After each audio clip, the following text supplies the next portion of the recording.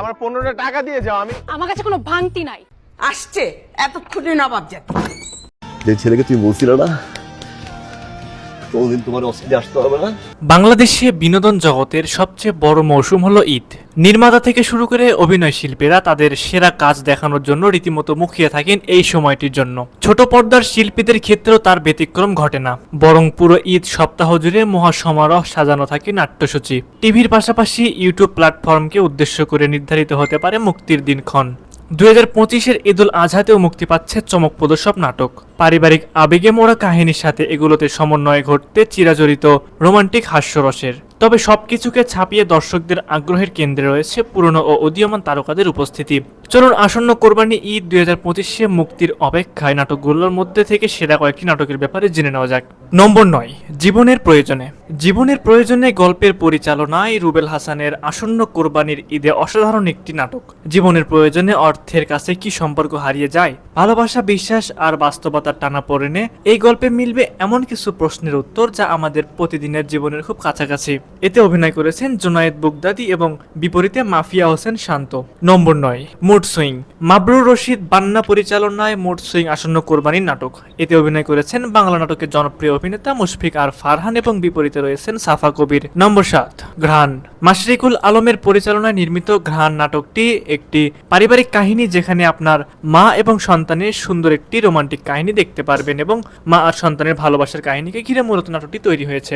অভিনয় করছেন জিয়াউল ফারুক অপূর্ব এবং বিপরীতে রয়েছেন নাজনীন নাহার নিহা ও আরো অনেকে। নম্বর 6, পূর্ণতাই তুমি। প্রখ্যাত নাট্যকার চয়নিকা চৌধুরীর পূর্ণতাই তুমি এবারের প্রথম সারির রোমান্টিক নাটকগুলোর প্রতিনিধিত্ব করছে।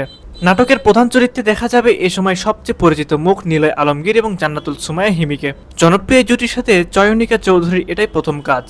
নম্বর 5, মায়াডোর।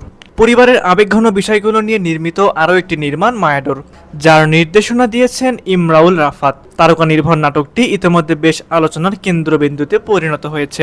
এর গল্প এগিয়ে যাবে জীবনের সামাজিক বন্ধন এবং সম্পর্ক, এগুলো চারপাশে আবর্তিত প্রতিদিনে যাপিত জীবনকে উজ্জীবিত করে। নম্বর 4, সিক্রেট অফ শিউলি। নারী কেন্দ্রিক এই নাটকটি পরিচালনা করেছেন রাফাত মজুমদার রিঙ্কু।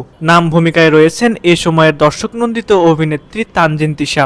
নাট্য নির্মাণটির মধ্য দিয়ে প্রথমবারের মতো তিশার সাথে একত্রে ফ্রেমবন্দি হয়েছেন মীর রাব্বি। নম্বর 3, বোহেমিয়ান ঘোড়া। মহানগর ও মোবারক মানার দর্শকরা খুব ভালোভাবে টের পেয়েছেন যে মোশাররফ করিম কেবল রম্য চরিত্রে সেরা নন, প্রতিনিয়ত নিজেকে ছাপিয়ে যাওয়া এই অভিনেতা এবার আসছেন এক অপ্রত্যাশিত রূপে। ঈদ নাটক বোহেমিয়ান ঘোড়াতে তার আব্বাস চরিত্রটি একদম হাস্যরসে ভরপুর, কিন্তু নির্দেশক যেখানে অভিমাত রেজা চৌধুরী, তখন তো সেখানে ব্যতিক্রম কিছু থাকবেই। নম্বর 2, ক্যাফেতে ভালোবাসা। সমসাময়িক লেখক শফিক রেহানের এক হৃদয়গ্রাহী গল্পকে নাট্যরূপ দিয়েছেন আনিসুর রহমান রাজীব। নাটকের শিরোনাম ক্যাফেতে ভালোবাসা, যার শ্রেষ্ঠাংশে রয়েছেন পার্থ শেখ এবং তানিয়া বৃষ্টি। সবশেষ নম্বর 1, ক্ষতিপূরণ।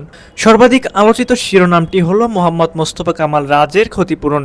এর মাধ্যমে দ্বিতীয়বারের মতো দর্শকদের সামনে হাজির হতে যাচ্ছেন ইয়াশ রোহান এবং বিপরীতে জনপ্রিয় অভিনেত্রী মেহজাবিন চৌধুরীর বোন মালাইকা চৌধুরী। সুপ্রিয় দর্শক, এই ছিল ঈদুল আজহার আপকামিং কিছু নাটক।